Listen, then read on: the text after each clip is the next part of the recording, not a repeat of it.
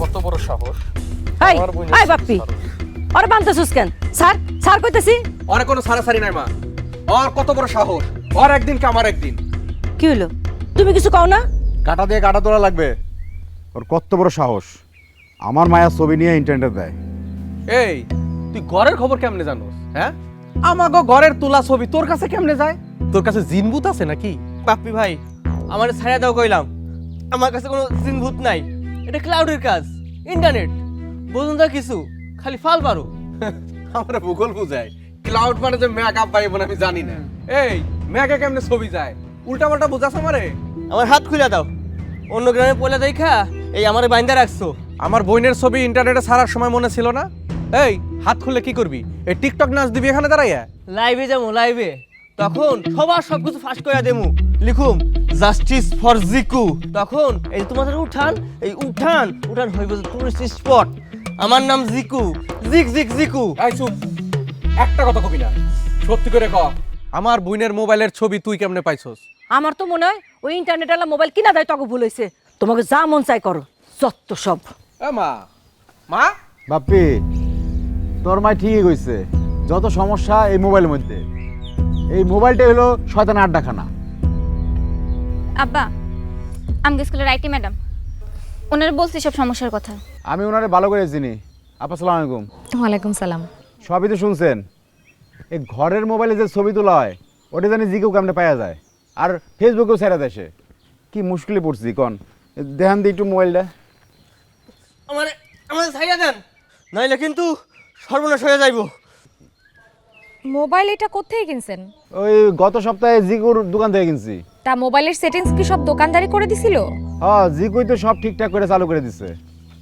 জিকু কি করছে সেটা আমি বুঝতে পারছি, কিন্তু এখন ব্যাপার হইলো আপনি যদি আপনার ঘরের চাবি আরেকজনকে দিয়ে রাখেন আর সে যদি চুরি করে আপনার ছবি নিয়ে নেয়, তাহলে দোষটা কার? দোষ তো আপনাদের দুইজনেরই, তাই না? মানে আমি প্রতি রাতে নিজ হাতে তালা মারি, আর তাছাড়া সারাদিন তো ওই মিতুর মাই থাকে। আমিও তো ঘুমানোর আগে সব চেক করে ঘুমাই। হ্যাঁ, শোনেন, যে কোনো স্মার্টফোনের সব সুবিধা পাইতে হলে একটা ইমেল অ্যাকাউন্ট লাগবেই। সাধারণত এখন সবাই জিমেইল বা গুগল অ্যাকাউন্ট দিয়ে মোবাইল সেটিংসটা করে। আর আপনার মোবাইলের ইন্টারনেট যদি অন থাকে, তাহলে আপনার মোবাইলে তোলা সব ছবি বা ভিডিও ওই গুগল ফটোসে গিয়ে জমা হবে। আপনার তো নিশ্চয়ই গুগল অ্যাকাউন্ট নাই, তাই না? তাই আপনি মোবাইল কেনার সময় জিকু তার গুগল অ্যাকাউন্ট দিয়ে আপনার মোবাইল সেটিংসটা করে দিছিল। এখন যেহেতু আপনার মোবাইলের ইন্টারনেট অন ছিল, তাই আপনার মোবাইলের সব ছবি ভিডিও গিয়ে জিকুর অ্যাকাউন্টে জমা হয়েছে, আর সেখান থেকেই জিকু সেই সব ছবি অনলাইনে ছড়াইছে। এই যে জিকু, এটা যে সাইবার ক্রাইম সেটা জানেন তো আপনি নাকি? আমার কি দোষ?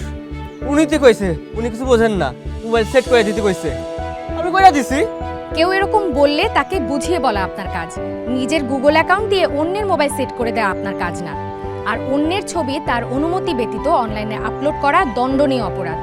রইস ভাই চাইলে কিন্তু এখনই আপনার নামে সাইবার আইনে মামলা করতে পারে। আমি কইলামই তো, আমার ভুল হয়েছে, আমাকে ক্ষমা করে দিন, আই এম সরি। দেখলেন তো, একটা ছোট্ট ভুলের জন্য কত বড় বিপদ হতে পারে। স্মার্টফোন ব্যবহার করতে হলে অনলাইন সিকিউরিটি সম্পর্কে ভালো করে জানতে হবে, না হলে এরকম ঘটনা ঘটতেই থাকবে। তাই নিজের মোবাইলের সেটিংস নিজেরই করতে হবে। আমি আগে আন্দাজ করতে পারছিলাম আব্বা। খামা খামা এটারে দোষ দিলাম। ভুল বা অন্যায় জিকুই তো করছে, তাই না ম্যাডাম? দোষ তো আসলে আপনাদেরও হয়েছে রইস ভাই। জিকু যেটা করছে সেটা যেমন অপরাধ, আপনারা যে ওরে আপনি বাইন্ধা রাখছেন এটাও অপরাধ। হয় ওরে এখনই খুইলা দেন, আর না হয় পুলিশে অভিযোগ করেন। আর শোনেন, স্মার্টফোন ব্যবহার করতে হইলে এর নিরাপত্তা সম্পর্কেও জানতে হবে।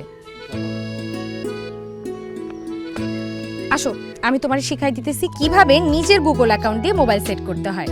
তবে মিতু, তুমি খুবই সাহসী মেয়ে। শুধু একটা কথা মনে রাখবে, অনলাইনে কোনো সমস্যা হলে সাথে সাথে বিশ্বস্ত কাউকে জানাতে হবে। দেখো, এই যে প্রথমে গুগল অ্যাপে যাবা,